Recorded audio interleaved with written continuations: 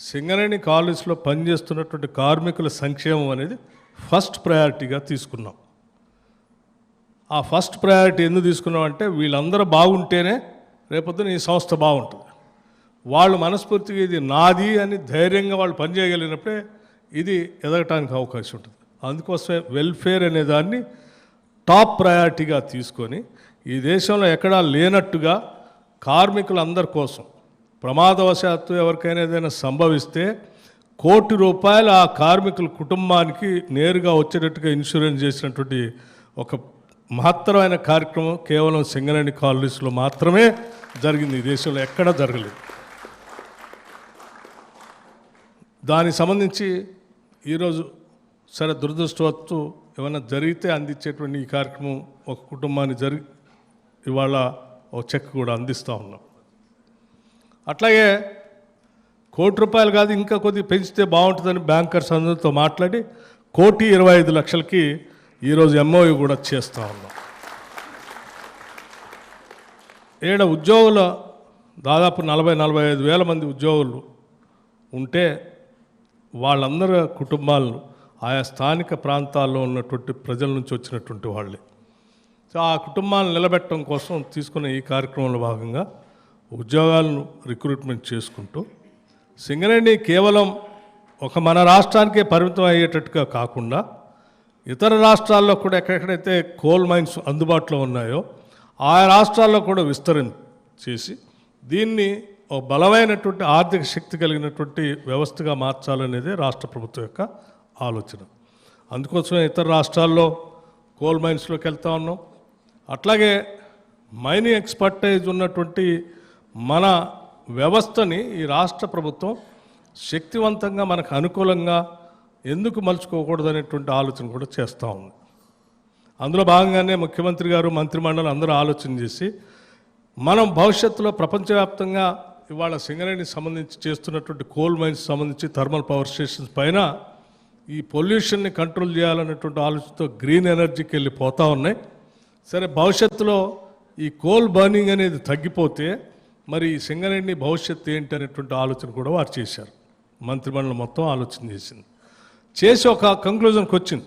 సరే భవిష్యత్తు ప్రపంచం మారుతున్నటువంటి పరిస్థితుల్లో గ్లోబలైజేషన్ వీటన్నిటిలో దృష్టిలో పెట్టుకొని మారుతున్న పరిస్థితులకు అనుగుణంగా మనం కూడా అప్డేట్ కాకపోతే గతంలో అనేక సంస్థలు అప్డేట్ కాకపోతే మూసిపోయినాయి.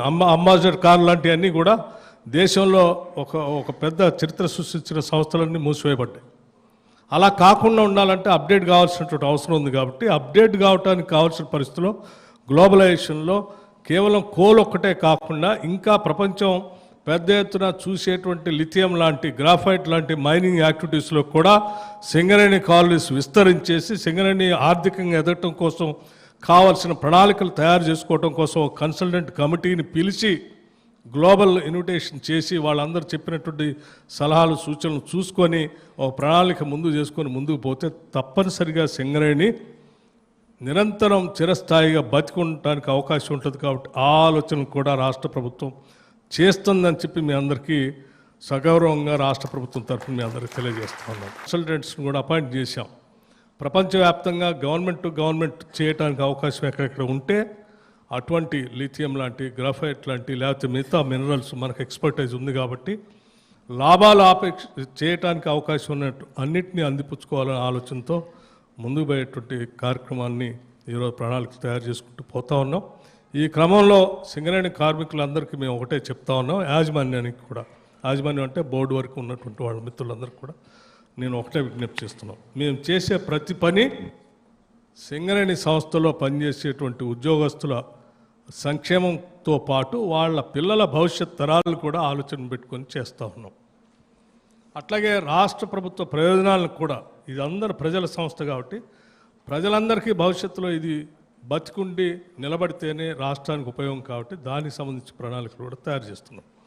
దాంతోపాటు సింగరేణి కాలనీస్లో ఉన్నటువంటి ప్రతి శాసనసభ నియోజకవర్గంలో ముఖ్యమంత్రి గారి ఆధ్వర్యంలో ఉన్నటువంటి ఎడ్యుకేషన్ డిపార్ట్మెంట్ నుంచి యంగ్ ఇండియా ఇంటిగ్రేటెడ్ రెసిడెన్షియల్ స్కూల్స్ని ఒక్కొక్క కాన్స్టిట్యున్సీలో ₹200 కోట్ల తగ్గకుండా ఇంటర్నేషనల్ స్టాండర్డ్స్లో ఉండేటువంటి స్కూల్స్ని ఆయా నియోజకవర్గాల్లో కూడా ఏర్పాటు చేసే కార్యక్రమాన్ని చేపట్టబోతా ఉన్నాం.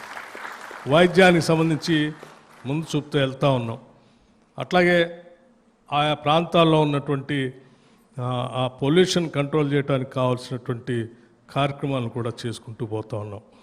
మీ ప్రాంతాల్లో నిరుపయోగంగా ఉన్నటువంటి ప్రాంతాన్ని గ్రీన్ ఎనర్జీకి ఎక్కడెక్కడైతే అవకాశం ఉంటుందో సోలార్ కానీ, ఫ్లోటింగ్ సోలార్ కానీ, లేకపోతే పంప్ స్టోరేజ్ కానీ పనికొచ్చేటువంటి ఆస్తులన్నింటినీ కూడా ఉపయోగించి ఎనర్జీని అంటే ఎలక్ట్రిసిటీ ఉత్పత్తికి సంబంధించి కూడా సింగరేణి కాలనీస్ అందులో ప్రవేశించి భవిష్యత్తులో ఈ సంస్థ నిలబట్టడానికి కావాల్సిన ఆర్థిక పరిస్థితులను కూడా పరిపుష్టం చేయడం కోసం ప్రయత్నం చేస్తూ ఉన్నాం.